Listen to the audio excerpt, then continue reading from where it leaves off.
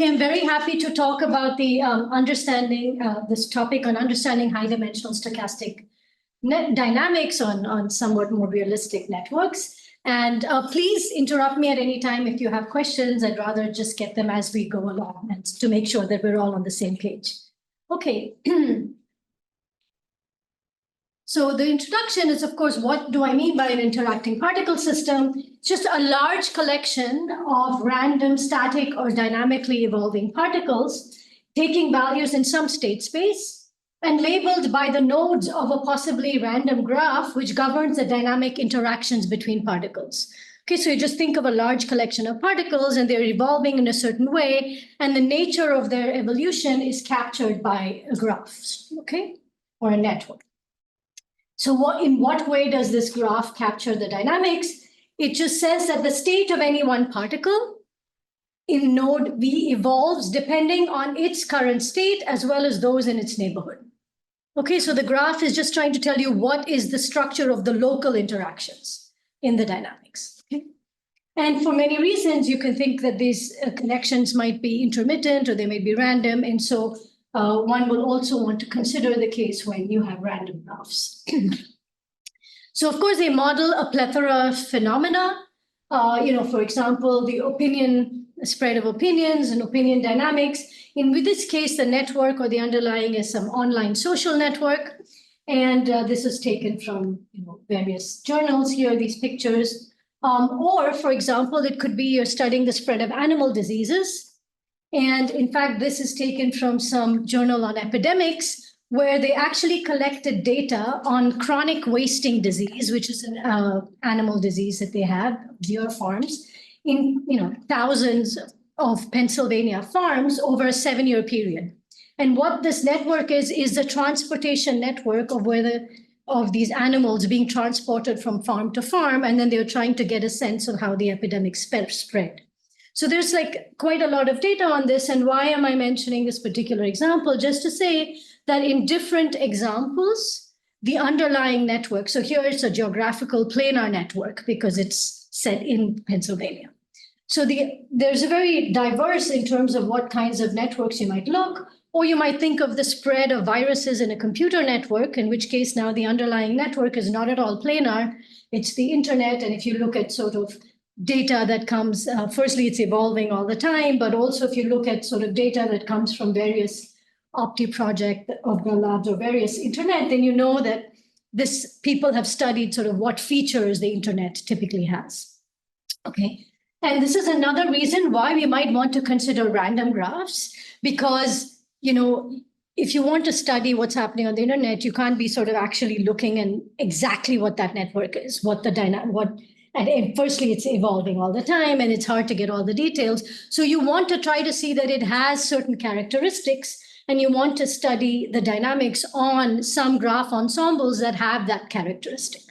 Okay, so yes, please. Do you clarify what you mean by a random graph? Are the edges randomly generated? Yes. So the edges can be generated randomly, and I will give you specific examples. Or it could also be that it is generated from an ensemble of graphs, okay? So which I will give specific examples later. So for example, over here, you might say that, okay, I know that the internet has certain properties, either it's scale-free or it has something else. So then whatever ensemble you want, one should capture some properties of that and see if it's okay. Okay? Okay. Sometimes it can be also the number of vertices can be random as well. Okay, for example, when you have preferential attachment graphs where the graph grows depending on, you attach to graphs that already have a lot of degrees. So you're sort of attaching preferentially to nodes. So then, you have those dynamic networks, but then you might look at finally, after it's grown, what does it look like? Okay, but there are many random ways in which it could attach depending on when people are running. Okay, so this is the internet. And there are many, many other applications in neuroscience and biology where people are interested in brain or biochemical networks, they're interested in synchronization, or you can also look at static networks, or this is just a lattice in some cases where you're looking at magnetization, spin, and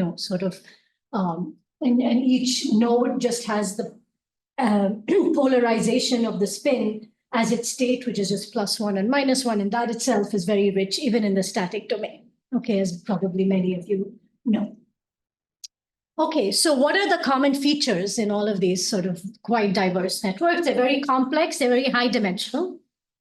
That means they have a large number of particles interacting, and they're typically not amenable to exact analysis. Okay, the dynamics is complex, and so you can't really write down some explicit expressions for quantities that you're interested in. So they suffer from this curse of dimensionality. And so what is the challenge? The challenge is to obtain more tractable approximations in a suitable regime that you're interested in that would allow one to capture some qualitative behavior.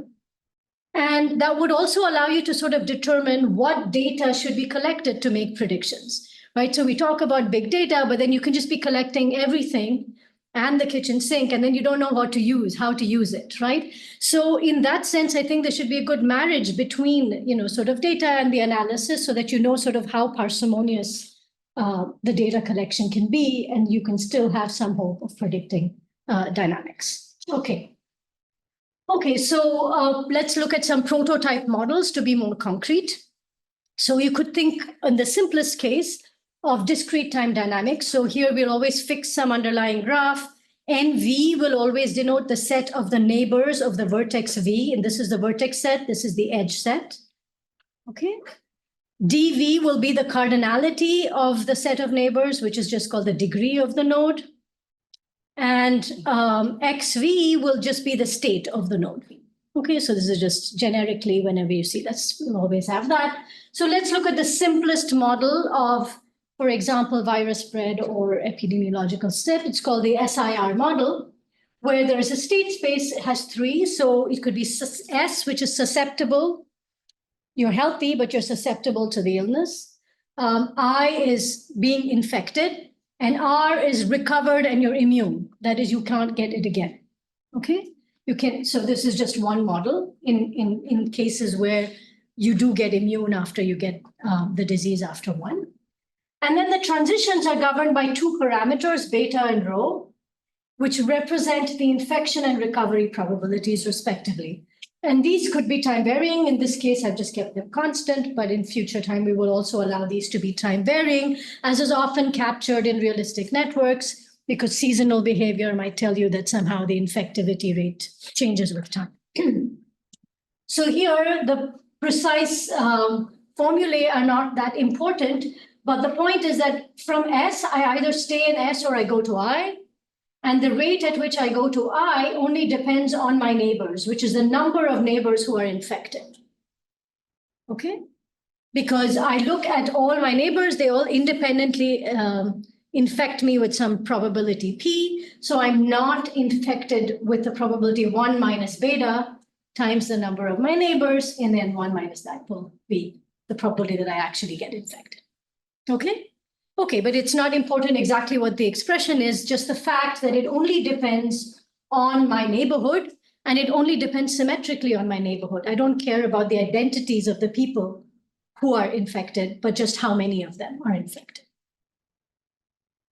Okay, and then from I to R, it's actually independent of the neighborhood or anything. It's just that I recover at a particular rate depending on that disease. Okay, okay. So this is just a discrete time model, SIR model. You could do instead SIS if you say, no, I could still, I'm just susceptible and infected. And then as we know, a prevalent disease, you can catch it again, right? So, so none of us are wearing masks here, so we're all susceptible to catch the disease again. So SIS, right? So you could just be alternating between these things. And there are various different models that people do, which are more complicated stages. They're called compartmental models in epidemiology. But again, here, it again depends. The S to I transition is exactly the same, and I to S is just independent of the neighborhood. Okay. And then, so this is just since they're all doing this simultaneously, this is an example of what is called probabilistic cellular automata, which simply you want to think of these all as sort of iterative systems, but with some noise. So what you have is that your state at time t plus 1 is some function of your state at time t, the neighboring state. So I'm doing locally interacting probabilistic cellular automata. And so all the neighborhood of the past states, and then it's probabilistic cellular automata. So you have some random noise that's independent at every vertex and at every time. Okay. And so F is some transition rule that you use. And this is just lying in some noise space. Okay. And so you might, all of these, actually, the SIS and SIR can be actually reformulated in this framework as well by just choosing your noises and your F suitably. Okay. And so, of course, I looked at S as a function of course, the state. And then this, I don't know how large the neighborhood is, right? The neighborhood size for different vertices could be maybe nobody if it's isolated, 1 vertex, 2, 3, 4, 5, etc. It could be arbitrarily large. So that's why it's sort of the disjoint union of all S to the N's. Okay. Okay. And again, I'm not writing that here, but often we will just assume that the dependence is symmetric. So it'll actually be sort of quotient out over all permutations of each of these. Okay. Okay. So this is sort of a standard model. I mean, class of models, it captures a lot of discrete time dynamics. But in many times, including the epidemiological spread that we're talking about, you often actually have things happening in continuous time, not at sort of discrete intervals. Many things in engineering actually happen at discrete intervals because you're implementing some algorithm at some, discrete times. But in nature, you sort of have continuous time. The setup is similar. So again, you have some state space. Let's say for this talk, I'm just going to assume it's countable. And then there's so of course, all possible jumps could be I minus j's, right, in the state space. And I will just assume that the state space, since it's countable, can always be identified with the natural numbers, okay, non-negative numbers. And so I minus j makes sense. And then it might be some subset of this, the number of jumps. So even if the state is infinite, maybe I can only do some jumps, okay? Let's assume that that's finite. And then for each jump, so each V, I have some rate of jump, and that could depend on time. And then it could depend again on my state and the state of all the other ones in the neighborhood. Okay, so it's S to the cardinality of mine and my neighborhood. So that's kind of the closure of V, right? Myself and my neighborhood. Okay, and so that's, and now what do I mean by these rates? So you should sort of think that these rates are governing some exponential clocks that are at each vertex, and the rate at which, so you sort of run these clocks simultaneously on all the vertices. The first one that rings, you do the jump according to that and then go on. Okay, so that's sort of what it means to be a continuous time with these rates. Okay, and you jump in that direction, and then again, once it moves, it has a different rate, but it starts its clock and so on. So can I ask? So absolutely. Notation for the jump set. Yes. It seems to indicate that jumping from state 10 to state 7 is the same as state 7 to state 4, because the difference is 3. Yeah. So in this case, for simplicity, I'm writing this just in terms of the jump. But for the model, you can index it with X and Y. It doesn't have to be homogeneous. Yeah. Thank you. Yeah. No, you can make it be different from I could make it this a matrix. Yeah. Yeah. But just for simplicity, instead of putting a lot of notation. But thank you. Yeah. Any other questions? Okay.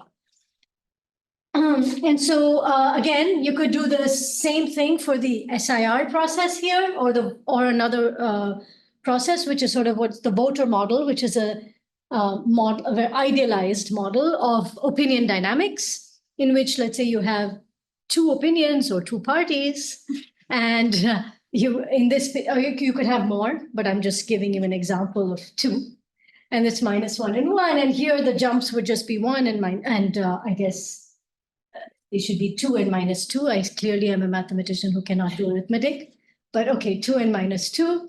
Okay, and then you you jump if you're at state -1. So I think I had it at 0 and 1 earlier, but okay, if I'm at -1, then I go to the opposite state just in a way that is proportional to the fraction of my neighbors who are of the opposite persuasion. Okay, you can do that.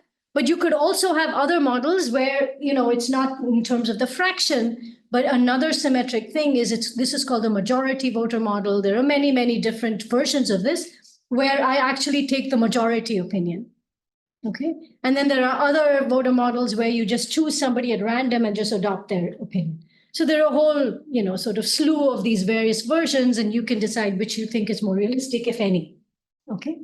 Okay, so that's the voter model. You can have multiple, you can have continuous state space, all these sort of things. And again, you can have this SEIR process, which I'm just using as a sort of illustrative example for things that I'm going to say. So again, it's the same as SIR, have the same connotation as we did earlier, but often in these, to just explain that how epidemiologists look at these more compartmental models, you can also go from S to E with some rate lambda, which is so you're exposed. Then it takes you some time after you're exposed before you start getting infectious to others. So there's that compartmental thing. And so again, you have these transitions, and these transitions, again, these transitions don't depend on your neighborhoods. It's only the S to the E that matters. Okay. And then, of course, the last kind of class of models you could have is interacting diffusions. So here you can just think that, okay, you have an ODE system here where the drift now depends on your current state and all the neighboring states. And here I've just done it in a pairwise interacting way, but there's nothing in our theory that requires this, but it's easier to sort of have something concrete here.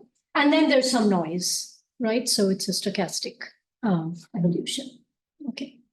Okay, so, and these arise, of course, in a lot of models as well in neuroscience, biology, and other things. Okay, so what all these models, and I'll just use this as a running example, but so what are we interested in, right, in all of these examples? Of course, you can be interested in many things, but often when you have a large class of things, classical thing that you would be interested in is averages of like, what is the fraction of people who are infected, right? And you might say, what is the fraction of people who were at all infected over the whole period 0 to 10, for example. So you're not only interested in things that are currently like some marginals, but also entire path probabilities. Okay, so these are sort of you can choose your favorite functional, psi could be the indicator function that this is, infected or something else, some averages, macroscopic averages. The other thing you might be interested in is, okay, you are a typical particle in this huge system and you want to know how you behave, right? So typical particle dynamics as well. Okay. And anyway, these kinds of fractional macroscopic averages are captured by something called the empirical measure or the empirical measure flow. And just don't worry about if it's not exactly clear what this is, just think that means fractions of various quantities, right? But this is just captures all fractions for various different functionals in one go, right? So you want to look at, these are sort of Dirac delta masses on the whole path or Dirac delta masses at the state of the particle at time t, and you average that over the whole thing, and you want to understand how these things behave. Yeah, okay. So just. Absolutely, no, please do. You have those two empirical averages. Yes. The capital psi and the lowercase psi. Yeah. So the one on the left doesn't have a time index. Exactly. So this one could be path functional. So that's why this would be a random probability measure on trajectory space, which could be continuous in the case of diffusion. It would be continuous with continuous with jumps in the case of an SIR, or it would just be sequences in the case of, because I want to look at the entire path and I want to say, I get the limitation. Okay, yeah. Okay, so you might want to look at what's happening in an entire path or just at some time t. Okay, so whichever one. This is on a more complicated state space, but the idea is similar. Okay, and so what are the key questions? Of course, we know that for a large graph, we can't really say something. It's not amenable to explicit analysis, as I already mentioned. So what we do as probabilists, which may seem counterintuitive outside, is you make it even larger, right? And let n go to infinity. Somehow you think that you will get more tractable limits. Okay. And so one of the questions is, okay, you are actually interested in some finite graph, but you want to send the number of particles to infinity and see if, in some appropriate initial conditions, and does, this quantity in any sense converge to something? Okay, that's your first question. Your second thing is, if that converges, do also these, either at time t or the path averages, do they converge to anything? Okay. And if so, if it does converge to something, then can I actually autonomously characterize my marginal dynamics, right? Like, I'm interested in what happens to me or what happens to you, right? And so can we actually understand how that typical particle behaves in the limit? Okay.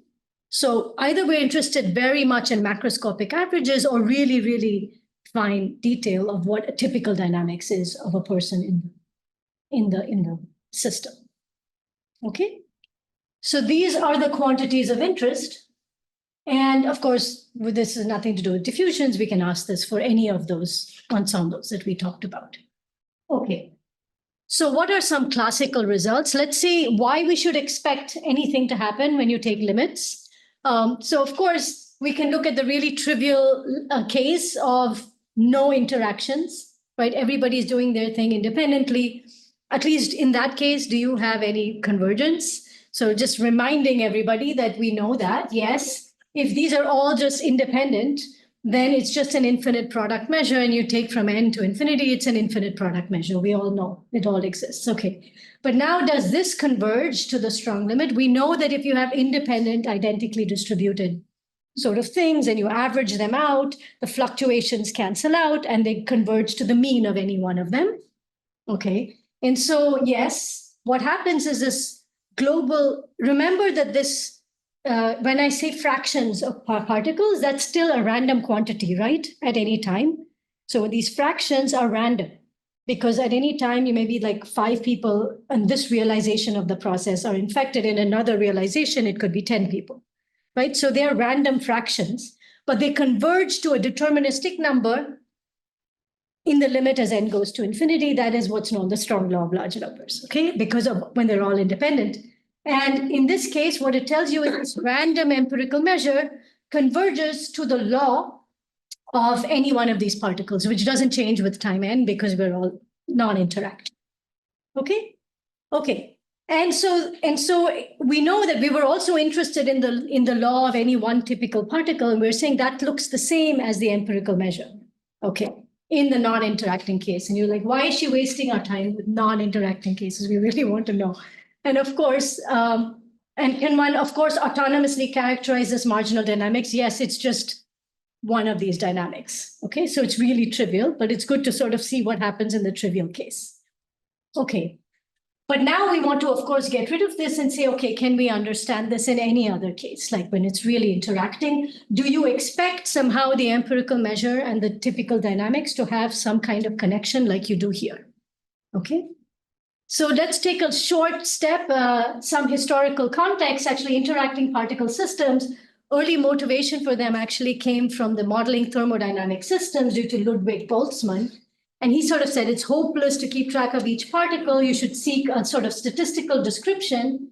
And so he said that, well, Boltzmann equation, that was all deterministic modeling. And he said the Boltzmann equation describes this evolution of the density of any one of these particles. Okay, so this is just some early thing. And then there were a bunch of scientists who interacted with each other to develop thermodynamic theory.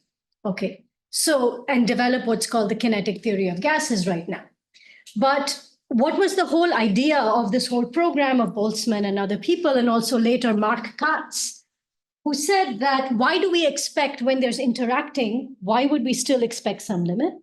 And in this case, they said, well, everyone is interacting with everybody else. So the sort of each person is affecting me very little, sort of 1 over n. So somehow, even though I'm not independent, of course, because we're interacting, but sort of as n gets large, we're going to become sort of asymptotically independent.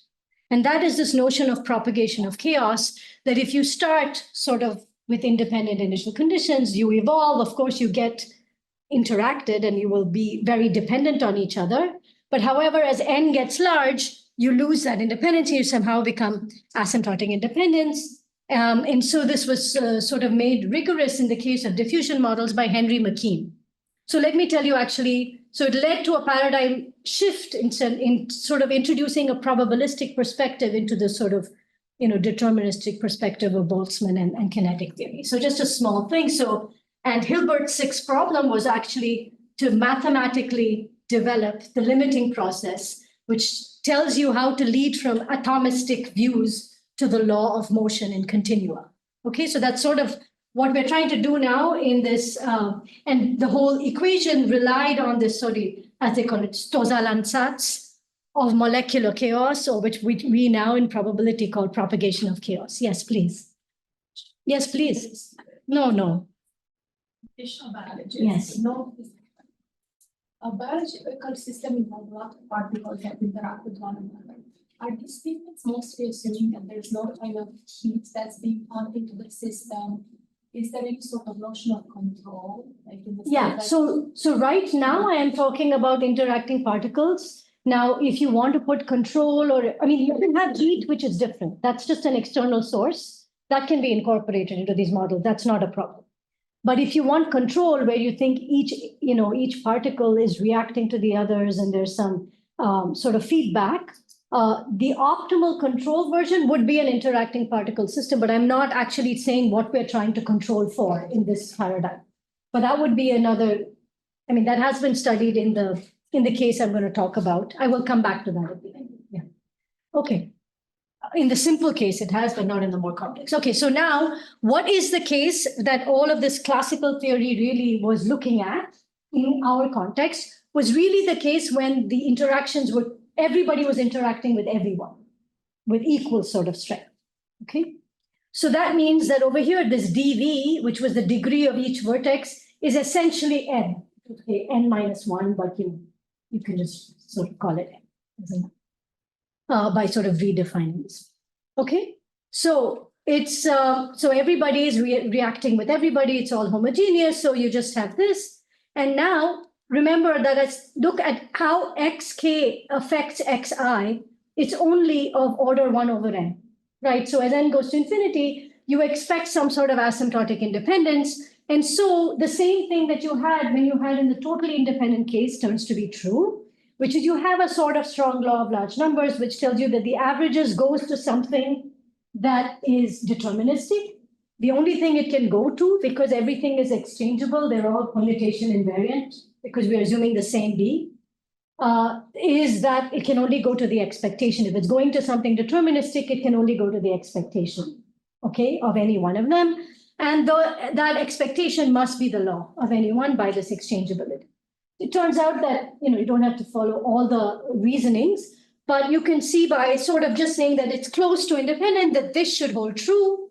And then if you have some continuity of this B functional, then you can see that what was here originally was really the empirical measure. And so, of course, if the empirical measure is converging to the law, then if B is continuous, you'd sort of say the limit particle should satisfy this. Okay. So this is more complicated than the independent case, okay? But you have a dramatic reduction of dimension, just as mean fields, classical mean fields, because why do you have this? Because you have they're weakly interacting particle systems. As n goes to infinity, they become asymptotically independent, okay? And so in fact, that's known as propagation of chaos, okay? And that's why, if you actually just characterize one particle, that's enough to understand the system, essentially, because if you're only looking at finite particles, they're just a product of those, each of them. Okay, as long as it is finite. Okay, any questions? So here, if you see this evolution, you should think of it as it's evolving according to itself. And of course, it's not like the independent case that it doesn't look at the others, but it looks at the others only through their averages. And that's why it's called mean field limit. This average is sort of the field that is affecting you.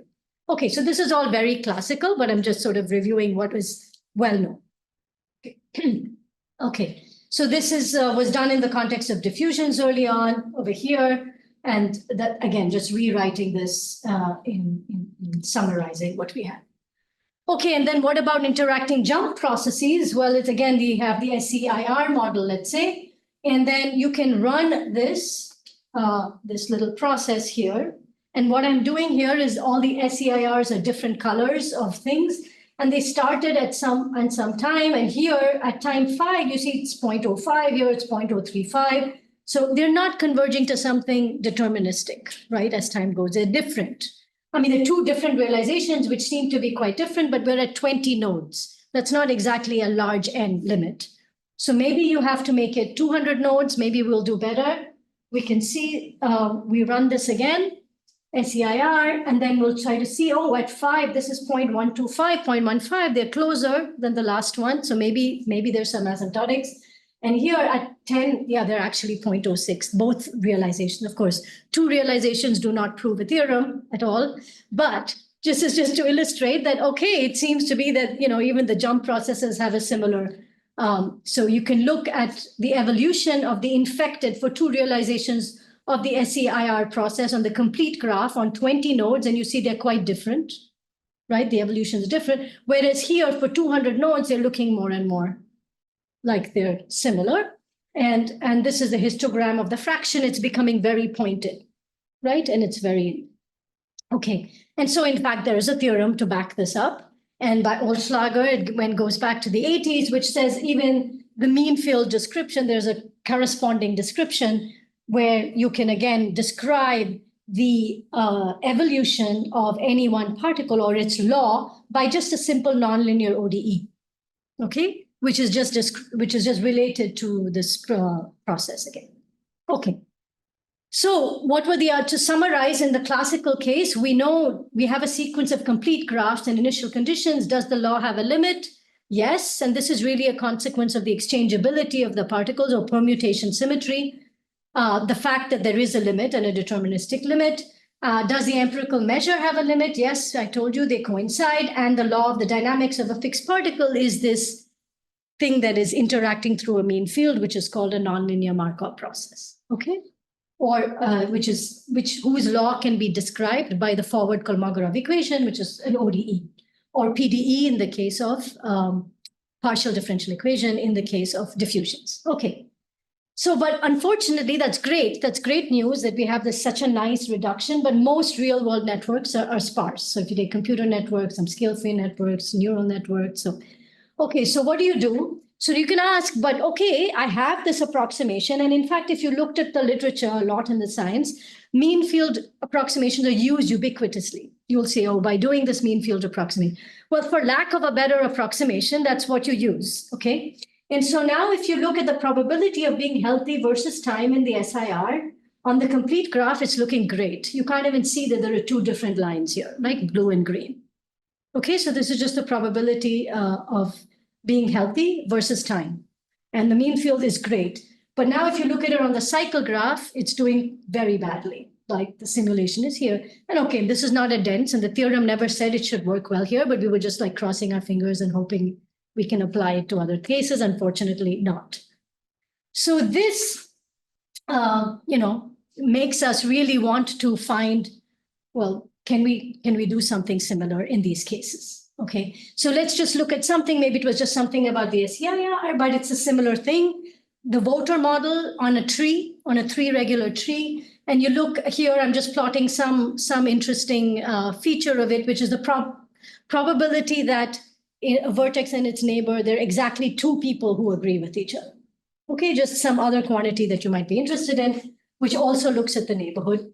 The simulation, the mean field does very badly. People who know a little bit about this will say, well, obviously you're asking about the probability of interactions, and the mean field assumes they're independent, and here they're very strongly correlated. So obviously you don't expect the mean field to do well. Maybe you should do some ad hoc refinement of the mean field, which physicists have done, which you say, oh, you run correlations also. You also look at the correlations between two. You write some equation, it's not closed, but you pretend it's closed, and then you see what happens. That's PA, is called a pairwise approximation. And so, yeah, it does a little better in the beginning, but then again, the yellow, it again does badly in the end. Okay, so you really needs something better. So you want to go beyond mean field limits. And what are the challenges in the sparse regime to implement the same thing? Well, neighboring particles are strongly interacting. Why? Because it's inversely proportional to the degree. And the degree I'm going to keep remains bounded. That's what I mean by sparse, because there are different notions of sparse. But by sparse, I mean that it remains uniformly bounded. Okay. And now the other thing is that, remember in the mean field regime, if I knew the limit of my average, then my dynamics just depended on the average because I was interacting with everybody. But here, even if by some miracle somebody came and told me what is the empirical measure, how it's evolving, I still don't know how a typical particle evolves. Why? Because that typical particle looks only at its neighborhood, not at everybody. Right? Like I evolve based on what is the states of my local neighborhood and I evolve. So we have two problems here. They're separate. They're not like they don't coincide. Finding one doesn't give me the other. The other thing, the third thing, is that you can't expect, in the complete graph setting, I just said, I take the number of particles to infinity. But here, one can't expect a limit just by taking the number of particles to infinity. Why? Because suppose I take the 3 regular tree and I take it to infinity, or 4 regular tree, or I take the 2-dimensional lattice, you clearly don't expect the same thing to happen. Really, the local topological structure of your graph is going to matter, right? Okay, so you have to say the graph topology does matter. Okay, any questions? Okay. So can I Yes, please. that there are these notions of convergence for graphs. Yeah. It's kind of like local. That's the kind of like in a ball. I want it to converge. That's the kind of thing that you're gesturing. Yeah. Okay, so good. And this just since you asked about what kind of random graph, so if the Ashwini graph would just be one where you take n vertices and you connect 2 vertices at random, independently at random, with some probability that's inversely proportional to the number of vertices. Okay, so that would be a sparse. And the edges would be sort of the same order of magnitude as the vertices. Okay, so exactly, since graph topology matters, as Boris already alluded to, you might want some way of saying that you have to have a systematic way of saying that graphs converge. But before that, let's say what might we expect on sparse graphs? Oops, it's fast. Okay, so again, I can run this on a sparse Ashwini graph. So this is like 200 over 2 over 100. And I want to see whether, this thing seems to be converging to something deterministic. So 2 realizations, do they look the same? And I chose 200. So it's a reasonable number. At least it was enough for the complete graph. And they're not too bad. 0.065, 0.015. They're not like terribly far apart. But of course, you can't tell from simulation. Okay, you can do a bunch of these and you can see if you get larger, it seems to be going to something deterministic. And so exactly, you see here that the 2 realizations of the evolution of the fraction of infected vertices are pretty good. This is again pointed, okay? Which now it's not clear why that should be because they're strongly correlated. They don't have this asymptotic independence, so you don't have the strong law of large numbers or anything, or even an approximate one, but it still seems to go to something deterministic, okay? And so again, if you also compare the evolution of the probability of one particle in the limit, or any one particle being infected with the fraction of infected particles, remember in the mean field, those 2 things coincide. Again, here, they seem to be coinciding, not on a smaller graph, but on a larger graph, like this is a 400 and this is 200. Okay, so on a larger graph, they also seem to be coinciding. So all the things that were true in the mean field at least seem to be true in this ER case, but why? And is that just this, I just got lucky with these 2 realizations? We don't know. So we have to look at that. On the other hand, if I take another graph, which is I take this Erdős-Rényi graph, and then I take a vertex and I take just its connected component, and I take just the empirical measure of the connected component. That's a different random graph. It's a different random empirical measure. You run that, and you will see that in this case, these things look quite different, So 0.016, this is actually done by 10, and this is still, of course, it's not really clear from this one simulation. So let's just move forward and look at what they look like. Well, if you look at, many, many realizations, it becomes more obvious. But here you can see there's just definitely a difference. And here it's not a peak, right? It's not going to something deterministic, but it's spread out. So in this case, it's stochastic. So already we know that in sparse graphs, in some cases, it seems like it goes to deterministic. Some cases, it can remain stochastic. So this is a more subtle problem to begin with. But let's see what we can say about it. And of course, as Boris alluded to, what is a suitable asymptotic regime? We first said we can't just send the number of particles to infinity. Okay, so what we want to do is we want to say that somehow the local topology, we want to take a sequence of graphs that if I had a tree with some, then I would want to take another tree as my next n-dimensional thing, right? Not some lattice. So how do you sort of encode that mathematically? You just say that a series of graphs, GNs, is converging to a limit graph if for every with root, so you have a particular vertex, which you want to think of the typical vertex that you're interested in, which typically you will choose uniformly at random from the graph, to be fair to everybody in the system. So you take any particular individual and you look at what their neighborhood looks like, and any K neighborhood should be isomorphic to the similar K neighborhood in the limit graph, right? That's exactly what we said we wanted to do. We wanted to preserve the topology locally. And so we just say that in mathematical terms. And it turns out that this is a nice, well-defined topology, and you can define nice convergence in this. Okay, it makes sense to define convergence.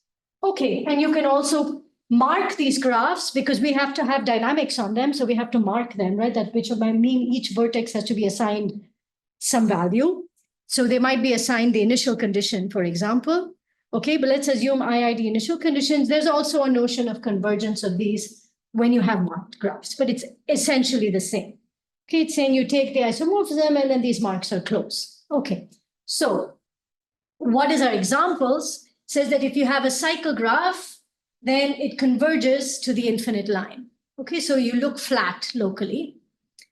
Now here you take a uniform, so another graph ensemble, as you asked, you can take all graphs. Suppose you know that whatever network that you have, you don't know much about the structure, but you know that everybody has exactly 4 vertices as neighbors, okay, four people as neighbors.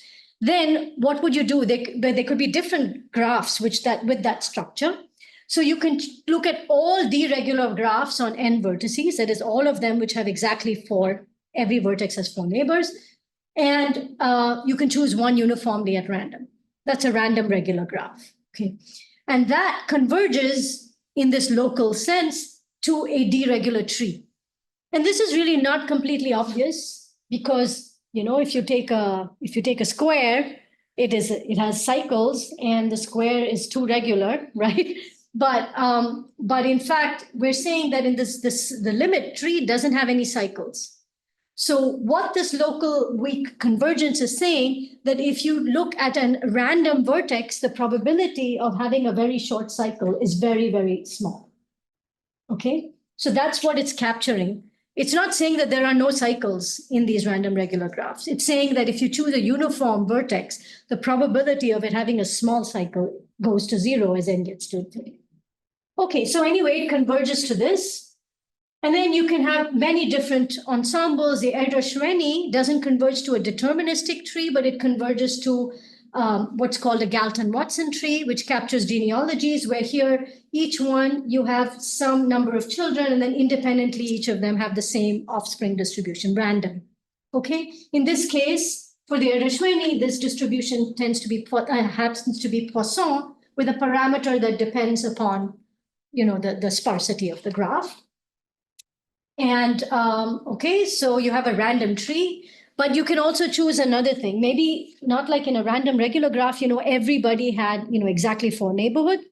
But maybe you choose, something more. You know that all the vertices of the graph and you know what their neighborhood structure looks like. So that's called the degree distribution. You take a histogram, say, okay, 1/3 of my people have three friends, the other ones have 4, et cetera. You can draw a histogram. We'll call that the empirical degree distribution. And that empirical degree distribution, you fix that, and that will be something over n, right? Like if it's an n vertex. And you choose one graph uniformly at random from that ensemble of graphs. There are only finitely many, okay, on n vertices. That's called the configuration model. And it turns out that that converges to, again, a Galton-Watson tree, where now the offspring distribution is really that empirical degree distribution with a slight change for further, there's a sort of size biased version. There's a slightly different offspring distribution further down. Okay, what's the point of all this? That, many graph ensembles that you might think to choose, because you might just have limited information about your network, you might be able to easily get the degree distribution of your network, but not other finer properties. But you know that its local limit will look like a random tree. Okay, so how can we use this, if at all? So let's revisit the question. So what we want to ask is, do the dynamics on a large graph look very much like the dynamics on the limit graph?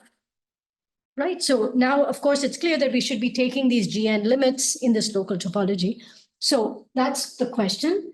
And then, can the evolution of these random fraction of particles somehow be approximated by looking at the dynamics on the limit graph? Is that clear? Any questions?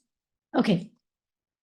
So the answer is with in joint works over the last few years with my former postdocs, Dan Lacker, Wu, and also our student Ankan Ganguly. We said yes, that if the graphs GN converge locally to a limit graph, then the dynamics of GN also converges to the dynamics in the limit graph. Okay, that's not too hard to show. There were other people, so Oliveira and Rice, who had done something similar in the case of just diffusions. And there are other people who had done discrete model like Hofstad and Oliveira Cravioto. Okay, on its own, that's not telling you too much because you had a nice finite graph. We're trying to make things more tractable. And now I say, oh, you can approximate it by something that's an infinite graph. Okay, but at least we have some convergence. Yes. So how do you transfer the initial conditions from a finite graph to that infinite graph? Yeah, so I didn't mention that. That's a good question. So first I said, let's assume IID. So in which case I do the IID initial conditions. But if you don't want to do that, you can have dependent ones, but then they also have to locally converge. So they have to look. So you just assume that the initial conditions, the graph with the initial conditions converge to the limit graph with the initial conditions. Yeah, because if the initial conditions are completely different, obviously you won't have convergence of dynamics. Okay. But for simplicity, I think for the stock, you just assume that it's IID from the same distribution, whether it's in the pre-limit graph or in the limit graph. So everybody looks, you can even think it's determined, everybody starting at 0, everybody starting at S in the SIR model, something like that. So going from the finite one to the infinite one, there might be interactions with different initial condition realizations that are embedded in the infinite graph. Yeah, I mean, you can allow some sequence of initial conditions that converge to a limit. In discrete cases, it doesn't really make a difference, but if you have continuous, then you can say, yeah. I could be at 1 over n, and in the limit graph, I could be at 0, for example. Okay.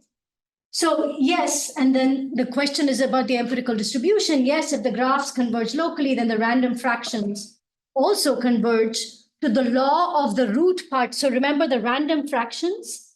So in the SIR, let's say, what is the probability, what is the fraction of people who are infected will be the same as the probability that the root particle is infected in the limit dynamics.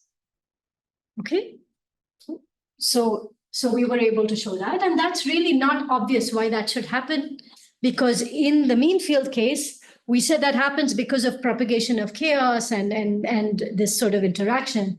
So it turns out that that's somewhat surprising, but even though two neighboring particles are not independent, it turns out that they're sort of averaging over the larger thing. So two independently chosen particles, randomly chosen from the thing, tend to be asymptotically independent. And so there's something that allows this averaging to happen and deterministic things to go. So, so suppose you're in a case where your graphs converge to a random graph. Yes. So then it's like, what do? I first randomly sample from this ensemble? Yeah, they're very good. Thank you very much for the question. Yes.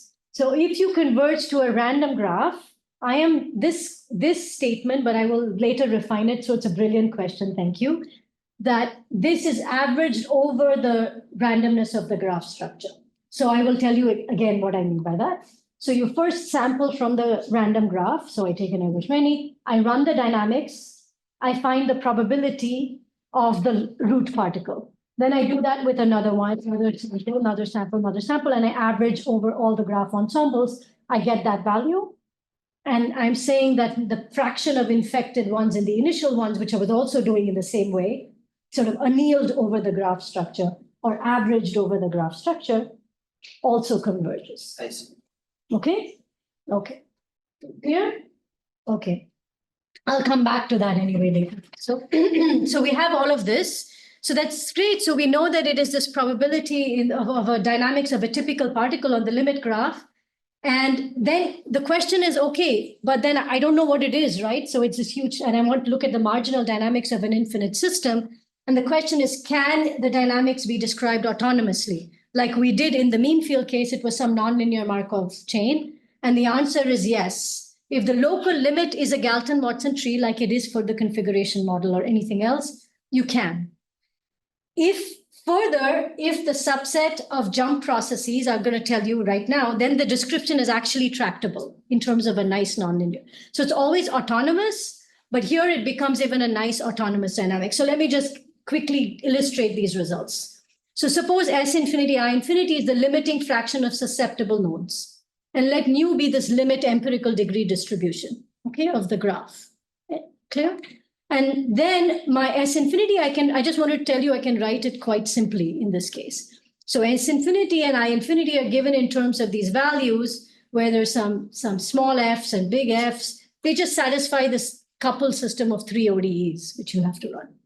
And they only depend on this nu and the parameters of the system. So just to say that it's simple, you don't have to, of course, absorb it. And similar results hold for, so I should say that when you have constant rates, there was a version in a different way. This sort of configuration model was proved by Janssen and Lubchak. We can do it also for Edersheini. We use a completely different method, and we can generalize it to SEIR compartmental models, a certain class of models, not everything. Okay, so you have this. So let's see, of course, these are all asymptotic results. So when we're looking at data, we really need to know, okay, do I have to take n to trillion? I know we're in large n regime, but how large does n have to be? So this is just an Edersheini graph of size 100 and 200 with different infectivity and constant rates. So this is 100, this is 100, and these two are 200. And it's one is a kappa regular and one is ER graphs. And you can see that the dashed lines are the ODEs, and the solid lines are the simulations, and you can see that they match pretty well. This is for different, the blue is for susceptible, and this is for the E and I. So you can just look at any one of those colors, and that's fine. Okay, so it seems to do quite well, even on graphs of pretty moderate size, or I would say even small size, which was surprising to me that it was converging so fast. And so what are the insights you can get from these ODEs? So you have this reduced dimension. You can actually plot the simulated outbreak size, for example, that's given in terms of some fixed point equation. And you can see that what is this? This is for different values of a kappa regular. So because what is something you want to say away from the mean field, you want to see how does a topology influence the dynamics, right? And so you can actually just look at this ODE, you can look at, and you can solve this fixed point equation. And this value here tells me the outbreak size. This thing in black will tell me the outbreak size from the ODE. And this is the actual simulated outbreak size. It's not very good approximation for something which is n equals 50. But the minute you get to sort of 300 or 200 and 400, it's doing pretty well. Okay. Okay. So, and then you can get lots of you can also show that the mean field always overestimates. You can prove that analytically, that the mean field model always overestimates, in this case, the outbreak size. Then you can also understand time varying settings. And so in the constant case, for example, you only have to look at the ratio of the infectivity rate with the recovery rate. That's very easy to see why. You might say, oh, that's all I need to do even in a time varying setting. It turns out not. So these are plots of the of the infectivity over time, where the ratios in these two things of the two things are exactly the same, but the row and the individual recovery rate are different. Okay, so you can see that now, at least you get all these insights that you can use from the ODEs, which just by analyzing data would be a little bit, maybe you could get it, but this gives it to you in a more concrete way. Okay, so answering Boris's question, so that's really important. All these results were averaging over this random graph ensemble, okay, which is really not, I mean, okay, it's better than nothing. But if you want to say you have a particular graph, it's nice in a way because you don't know what the internet is like. You might say, okay, if I average over all possible realizations of the internet, this is how it behaves or something like that. But you might have a particular graph and you want to say, can I say anything about that particular graph? And so we would like to apply our results to a deterministic network. And so actually this is the same ODEs applied to realizations of the ER graph. So now the simulated values are I choose a realization and I run the process and just look at the law. Okay, I do not take averages over the graph ensemble. That's why I have different realizations. And it still does well for almost surely all of them. And that we can actually rigorously justify. They're called quenched hydrodynamic limits. We do get some large deviations analysis, which shows that actually this average is concentrates, and therefore the average is very much like any one realization. So the nice thing is you can actually apply it to actual graphs. And the general principle behind this approximation is you consider any network, look at its empirical degree distribution. Then you approximate that by the dynamics on that network, by the dynamics on the UGW tree with that distribution as its offspring distribution. And then we have our theory that gives you some autonomous description of that, which it's in general, it's more complicated, it's path dependent, you can't do an ODE. But for a large class of processes like SEIR and others, you actually get these ODEs and you can run them and you can actually then say it so therefore you have a principled way of approximating these for any given deterministic graph. And the theory, of course, only says they're good for certain ensembles, but we can try to apply them to other random graphs and see what happens. So here A and B are the ER graph and the configuration model. And the solid cyan is the simulation and the blue dotted is our ODEs and the gray dashed is the mean field prediction. So these two are, of course, covered by the theory, and so they're really plump on. And here, this is what's called a preferential attachment graph. And one knows that the local limit of that is also a random tree. We just have improved it precisely for that, but it's working well there. And I expect that we should be able to show that if somebody wants to. And then here is a small world network where it's also doing pretty well. Okay. So there are networks which fall outside the theory to which you can sort of apply the approximation. At least it gives you a better alternative than mean field or just a or pairwise or something. It gives you a better way to do that. And then we also took, since this is big data, we took real networks, real world networks, whatever. So we actually took an email network, a social network, some Gowalla network, Texas road network, and a preferential attachment.